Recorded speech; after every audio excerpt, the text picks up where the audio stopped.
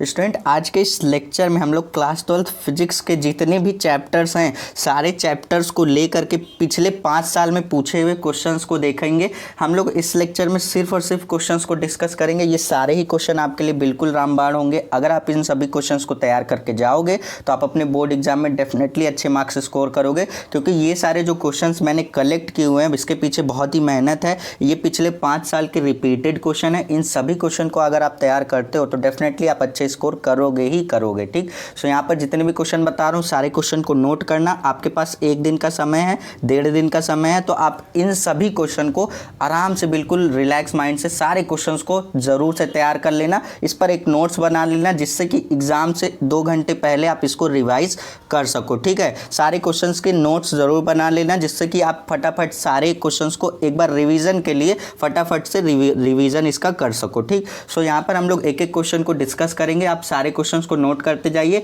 अब इन सभी क्वेश्चन के सोल्यूशन आपको कहाँ पर मिलेंगे वो मैं आपको बताऊंगा वीडियो के लास्ट में। सबसे पहले आप क्वेश्चंस को नोट कर लीजिए। यहाँ पर जितने भी फिजिक्स के चैप्टर हैं किसी एक चैप्टर्स को टारगेट करके मैं क्वेश्चंस नहीं बता रहा हूँ। जितने भी चैप्टर्स हैं सारे चैप्टर्स के मिला जुला कर ये क्वेश्चंस हैं जो कि हर साल रिपीटेड होते हैं, वही सारे क्वेश्चंस हैं। सबसे पहले क्वेश्चन की बात करेंगे, विद्युत फ्लक्स की परिभाषा, मात्रक और विमा। पूछा हुआ क्वेश्चन है, बहुत बार पूछा जाता है, 2 मार्क्स का पूछा जाता है क्वेश्चन। ठीक है, तो बहुत ही अच्छी तरीके से इसको तैयार कर लेना। उसके बाद हमारे पास नेक्स्ट क्वेश्चन है, विद्युत बल संबंधित कूलाम का नियम लिखिए। कूलाम का नियम आपने सबसे पहले चैप्टर में पढ़ा होगा ना, जिसमें बोलते हैं F = 1/4 epsilon not Q1 × Q2/R²। ये आपने पढ़ा होगा, सबसे पहला टॉपिक आपको पढ़ने को मिलता है। तो मुझे लगता है कि इस टॉपिक में हर बच्चा फ्लुएंट होगा, इसमें तो कोई दिक्कत की बात ही नहीं है। ठीक, उसके बाद गॉस प्रमेय बहुत बार पूछा जाता है, इसको बहुत अच्छी तरीके से तैयार कर लेना। नेक्स्ट हमारे पास पूछा जाता है, ये एक मोस्ट इंपॉर्टेंट डेरिवेशन है। अब इन दोनों ही डेरिवेशन देखो, क्वेश्चन नंबर 4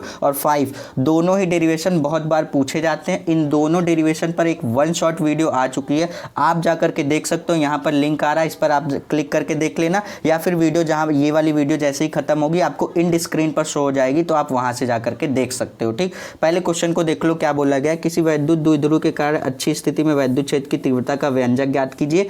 2 तरीके से पूछा जाता है। दूसरे में क्या बोला गया, किसी वैद्युत द्विध्रुव के कारण निरक्षीय स्थिति में वैद्युत क्षेत्र की तीव्रता का व्यंजक ज्ञात कीजिए। या तो अच्छी स्थिति में पूछ लिया जाएगा या तो फिर निरक्षीय स्थिति में पूछ लिया जाएगा। दोनों ही टॉपिक को मैंने कवर कर रखा है एक 1 शॉट वाले लेक्चर में। आप जाओगे, आधी घंटे या 30 मिनट का लेक्चर है, आप जाकर के आराम से इन दोनों डेरिवेशन को कर लो, 5 मार्क्स में पूछा जाएगा। ठीक, अगर आपने एक डेरिवेशन को अच्छी तरीके से समझ लिया ना तो डेफिनेटली आपको दूसरा वाला समझ में आ ही जाएगा। ठीक, तो एक अच्छी स्थिति में पूछ लिया जाता है वैद्युत क्षेत्र की तीव्रता का व्यंजक, या तो निरक्षीय स्थिति में पूछ लिया जाता है। ठीक है, अब दूसरे क्वेश्चन की बात करेंगे, क्वेश्चन नंबर 6 की। तो इसमें बोला गया, आवेशों के मध्य लगने वाले विद्युत बल की सहायता से विद्युतशीलता एप्सिलॉन नॉट का विमीय सूत्र ज्ञात कीजिए। वीमा बहुत पूछा जाता है, वीमा मात्रक फॉर्मूला कभी कभी डायरेक्ट फॉर्मूला पूछ लिया जाता है। जब फॉर्मूला पता रहेगा तब उसका मात्रक निकाल पाओगे, तभी उसका वीमा निकाल पाओगे। तो इतना याद रखना, फॉर्मूले की लिस्ट आपके पास होनी चाहिए। हर जितने भी आप डेरिवेशन करते हो, जितने भी टॉपिक पढ़ते हो,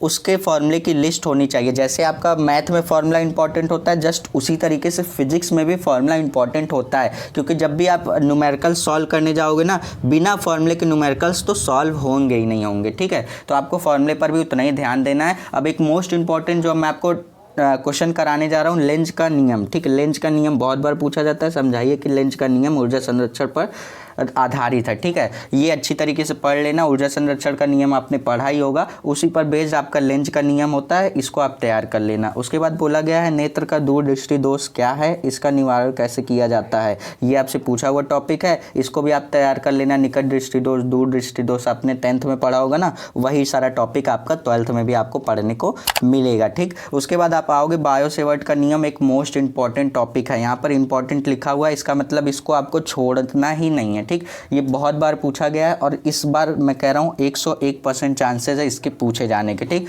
उसके बाद हाइड्रोजन स्पेक्ट्रम आपने लाइमन बामन सीरीज ये सारी चीज़ें पढ़ी होगी ना थोड़ा बहुत, तो इसको रिवाइज कर लेना। हाइड्रोजन स्पेक्ट्रम पूछा जाता है। ठीक, उसके बाद नेक्स्ट क्वेश्चन की बात करेंगे, आवेश की गतिशीलता से आप क्या समझते हैं। ये सब छोटे छोटे टॉपिक वाले क्वेश्चन है। ठीक, 2 मार्क्स में, 3 मार्क्स में ऐसे ऐसे पूछे जाते हैं। और मैं बात करूँगा आपके फिजिक्स के पेपर में, अगर आपको पेपर का पैटर्न नहीं पता है तो जस्ट इस वीडियो के बाद मैं आपको पेपर का पैटर्न ही बताऊंगा कि कैसे क्वेश्चन पूछे जाते हैं और कौन से चैप्टर से कितने क्वेश्चन पूछे जाते हैं, कितना वेटेज रहता है कौन से क्वेश्चन का, सारी चीज़ें मैं आपको बताऊंगा पेपर का पैटर्न जस्ट इस वीडियो के बाद। ठीक, देखो हमारे पास जो नेक्स्ट क्वेश्चन बोला गया, इस क्वेश्चन में बोला गया दो सीधे समांतर अनंत लंबाई के धारावाही चालकों के प्रति एकांक लंबाई पर लगने वाले बल का व्यंजक ज्ञात कीजिए। ठीक है, मतलब व्यंजक लिखिए या फिर ज्ञात कीजिए, दोनों ही एक ही बात है। अब देखो ये एक डेरिवेशन है, डेरिवेशन को डालोगे आप यूट्यूब पर, आपको इस टॉपिक पर हज़ारों वीडियो देखने को मिल जाएगी। आपको जिस भी वीडियो में समझ में आता है उस पर आप क्लिक करके देख सकते हो, आप आराम से जा करके इस टॉपिक को तैयार कर सकते हो।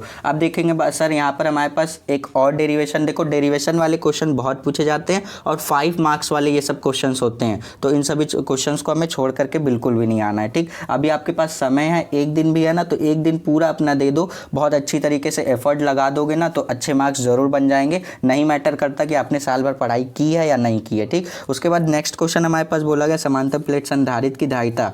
अगर आपको भूल गए हो तो फॉर्मूला भी मैंने लिख रखा है, समांतर प्लेट संधारित्र की धारिता C इक्वल टू, धारिता को C से दिखाते हैं, C equal to K epsilon not A upon D, D दूरी होती है और A हमारा क्षेत्रफल होता है। ये सारी चीज़ें आपको डेरिवेशन में देखने को मिलेगी। इस डेरिवेशन को भी मैंने करा रखा है, आप जाकर के देख सकते हो प्लेलिस्ट वाले वीडियो में। ठीक, अब प्लेलिस्ट वाले सेक्शन में। ठीक, अब उसके बाद यहाँ पर हमारे पास ट्रांसफार्मर का सिद्धांत आपको पढ़ के जाना है, उपचाई अपचाई सेटअप सेट डाउन, ये सारी चीज़ें आप पढ़ के जाना।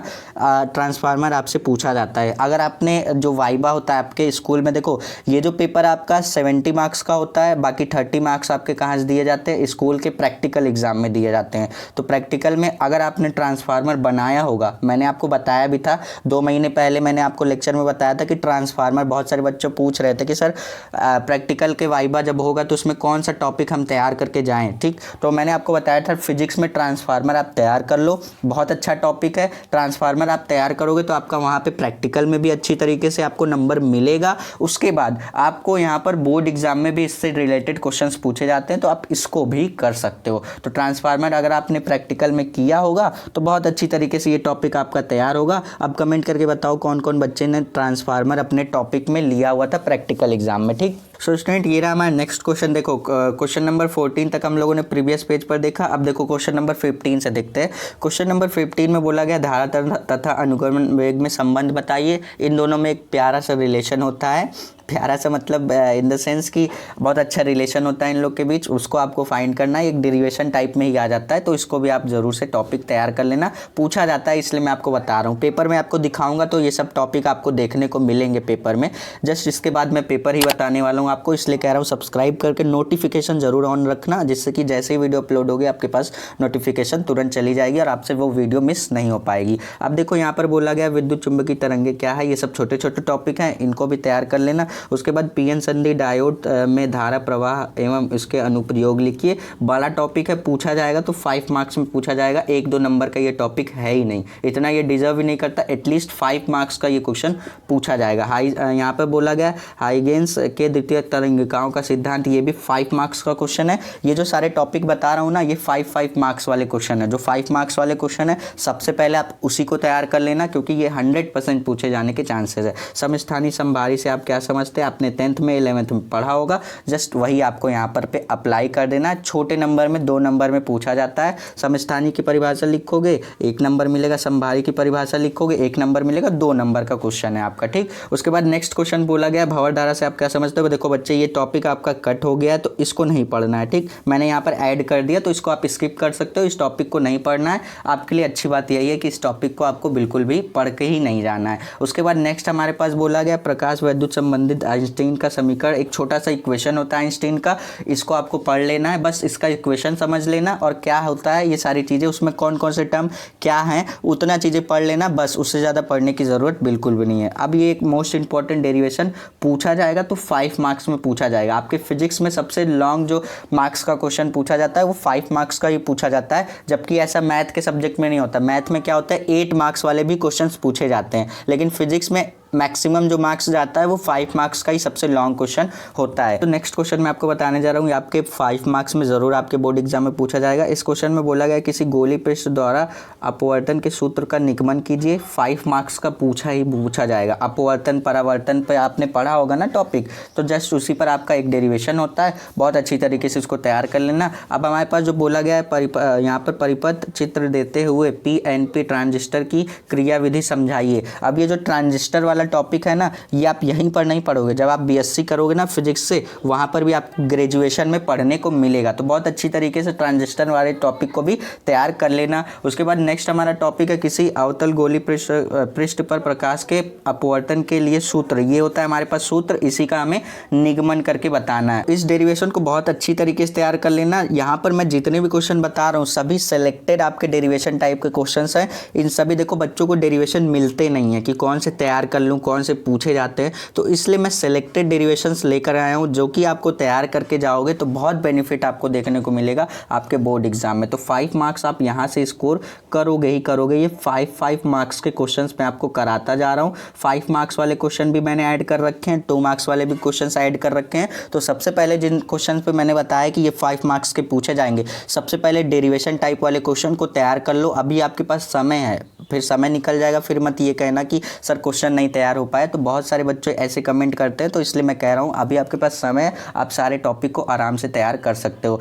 लास्ट टॉपिक की बात करेंगे। लास्ट जो क्वेश्चन है हमारा, देवली आवृत्ति तथा कार्यफलन में संबंध लिखिए।